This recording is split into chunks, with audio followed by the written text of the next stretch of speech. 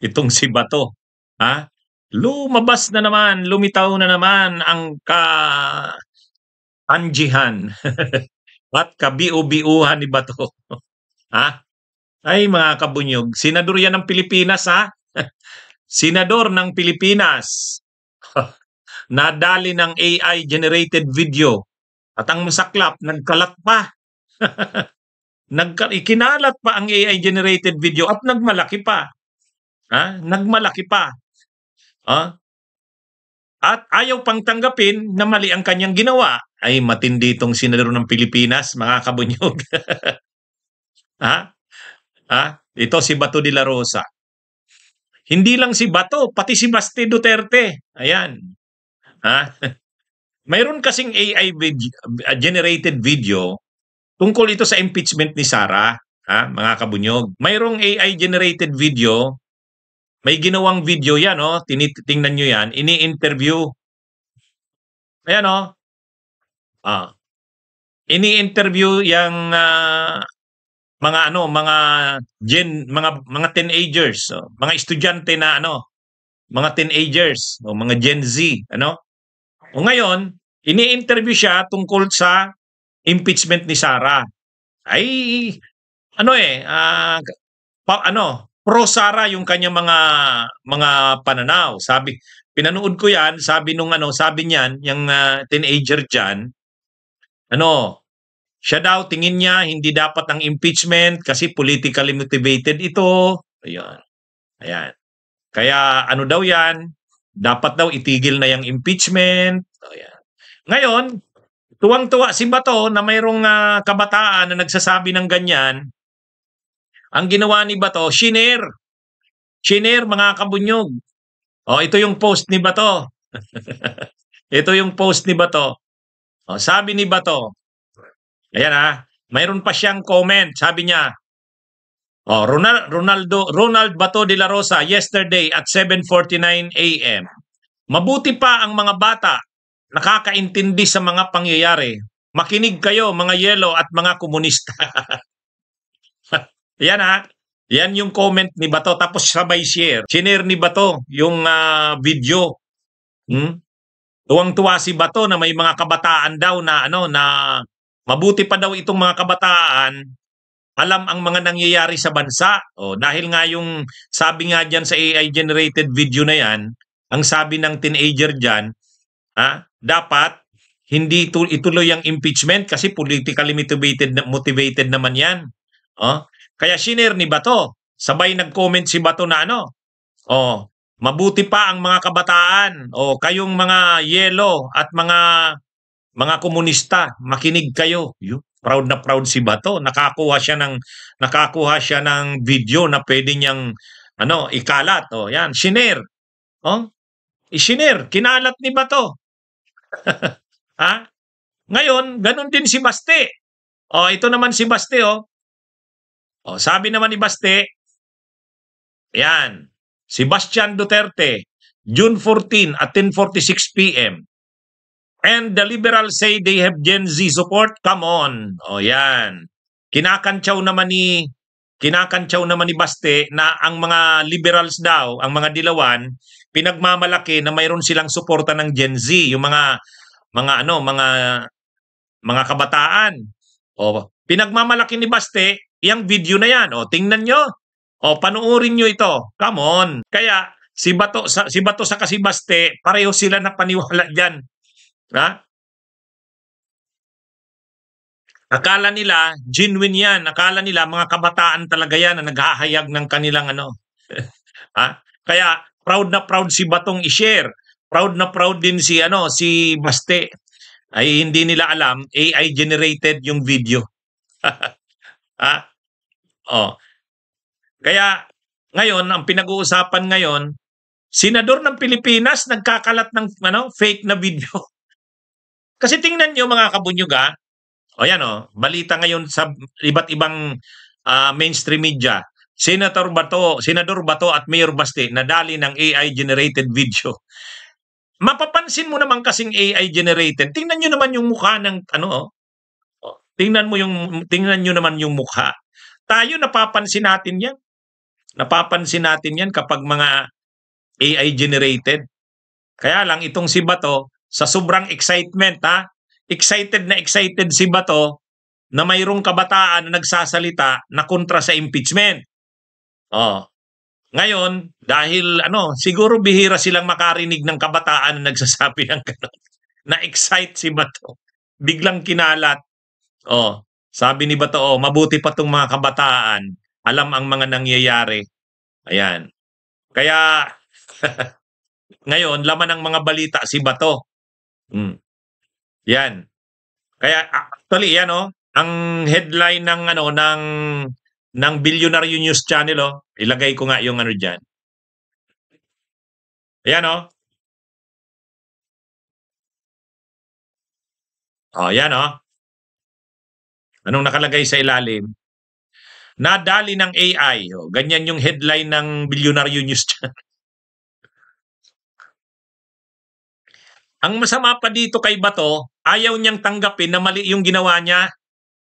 Ayaw tanggapin ni Bato na naisahan na napaniwala siya ng mga AI na yan.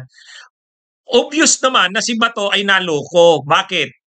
Kasi pinagmamalaki niya, sabi niya, ito, panuurin nyo. Mabuti pa ang mga kabataan, alam ang mga nangyayari. So ibig sabihin, si Bato, ang paniwala niya, totoo yung kabataan doon. Ang paniwala ni Bato, yung kabataan doon na nagsasalita ay totoo. Kaya excited siya na ipagmalaki yon na may mga kabataan na ang pananaw sa impeachment ay kontra sa impeachment. Kaya niya, kinalat niya. Ngayon, nang malaman na AI generated yung video, hindi totoo, yung mga kabataan doon hindi naman totoo na hindi mga genuine na kabataan na in-interview. So ngayon, marami nang nagko-komentaryo kay Bato. Sa halip na tanggapin, mag-apologize na mali yung kanyang nagawa, ang yabang pa ni Bato, ang sabi ni Bato, bakit? Wala namang problema doon. Ano kung AI generated yun? Ang importante yung message daw. Huwag daw pansinin yung messenger. Kung yung messenger man ay hindi totoong kabataan, yung message daw ang importante. Palusot pa to si Bato.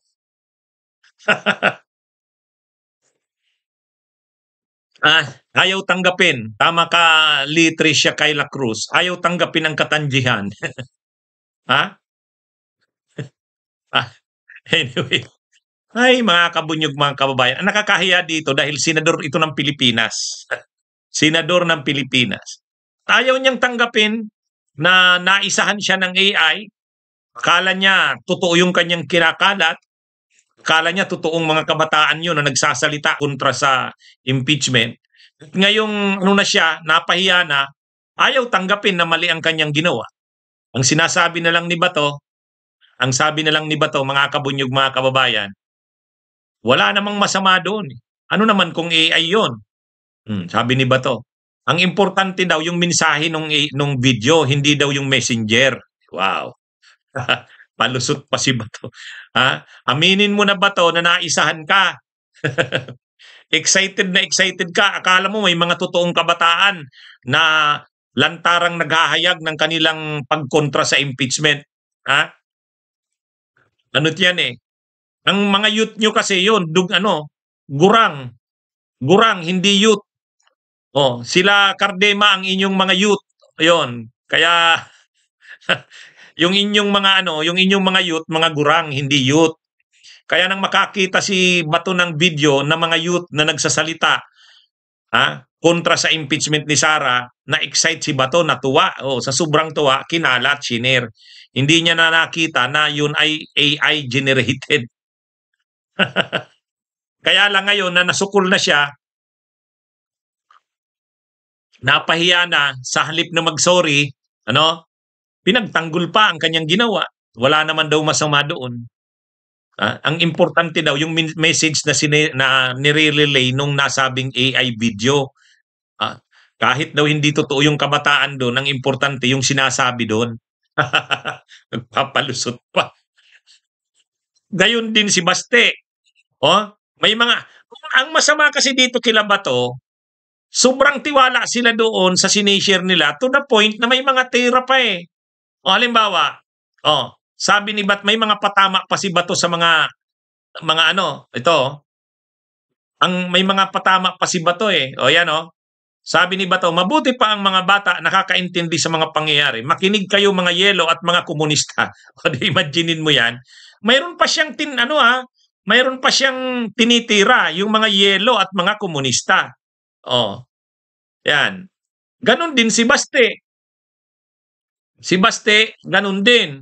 And the liberals say they have Gen Z support. Come on. Yun.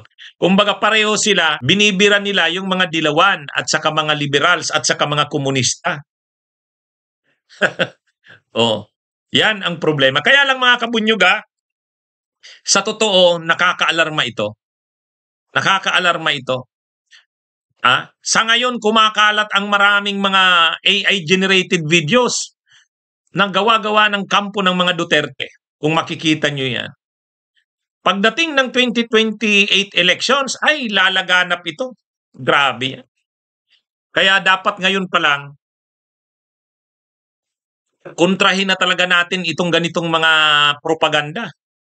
Mga kabunyog. Ano ito eh, sa tingin, di ba nanalo si Duterte noong 2016 dahil sa sa social media? Ano yun? Grabe yung mga vloggers noon, yung mga trolls. Kahit ngayong 2025, grabe pa rin. Tapos ngayon, ito na, mga AI-generated videos. Siyempre, malaking gastos yan. Ay, may pera ang mga Duterte. May pera ang mga Duterte. Marami silang pera. Kaya nilang mag-hire ng mga may skill sa paggawa ng mga ganyan. Kaya, at ito na nga, mayroon din silang mga trolls na tagakalat niyan. Babahain ang social media ng mga ganyan. Mga AI-generated videos. At ang problema diyan, marami sa ating mga kababayan, hirap din nahihirapan din i-distinguish yung totoo at saka yung AI. Nahihirapan i-distinguish yung totoo sa mga AI. Ay ito na nga, senador na ito at saka mayor na paniwala pa diyan sa mga AI-generated video. Sa bagay, ano naman talaga itong si Bato eh. BO naman to eh. Kaya lang, ano na ito sa atin? Kumbaga warning na ito sa atin mga kabunyog, mga kababayan. Pagdating ng 2028, babahain tayo ng mga AI-generated video. Sigurado yan. Kaya dapat ngayon pa lang, mayroon na talaga tayong kampanya para i-expose yung mga ganyan. Kilalanin ang mga AI-generated videos at labanan ito. Bagong labanan na naman ito. Hindi na ito tulad ng mga dati na mga vloggers lang, mga trolls lang. Ito mga AI-generated video, nag-high-tech na ang pagkakalat ng fake news at disinformation. Kasi akala mo dyan, totoong tao yung mga nagsasalita. Eh di syempre, imaginein mo, mga kabataan, ini-interview. Tapos habang ini-interview sila, pag pinakinggan mo yung kabataan dyan na ini-interview, yan yan. Pinakinggan ko yan, pinanood ko yan eh. Sabi ng kabataan na yan dyan, ayaw daw nilang, hindi daw sila naniniwala dyan sa impeachment na makakatulong yan sa bansa dahil daw yan, politically motivated lang naman yan. Kaya dapat itigil na daw yan kasi wala namang magandang maidudulot sa bansa. Ano nga naman yan? Imaginein mo, teenager, nagsasalita ng ganyan. Medyo may impact yan. Kaya mga kabunyog, mga kababayan, ito, warning na ito sa atin. Sa darating na mga araw, kakalat at kakalat pa yung mga na yan. Yung mga AI-generated videos. Kung si Bato nga na senador ay nagkalat niyan, kung si Baste nga na mayor, na paniwala niyan, nagkalat niyan, ay lalo na yung kanilang mga supporters na pag may nakita nga, maganda to, i-share natin to, ikalat natin to. Kontra ito sa impeachment. Yan mga kabunyog, mga kababayan. Sige, magandang gabi sa inyong lahat. Mabuhay po tayo. Bunyog, bunyog, halikan na kasama ka. Bunyog, kapag buklod ay may pag-asa. Luzon, Visayas, Mindanao, isa ang pananaw. Sa bagong Pilipinas ang bunyog, isisigaw.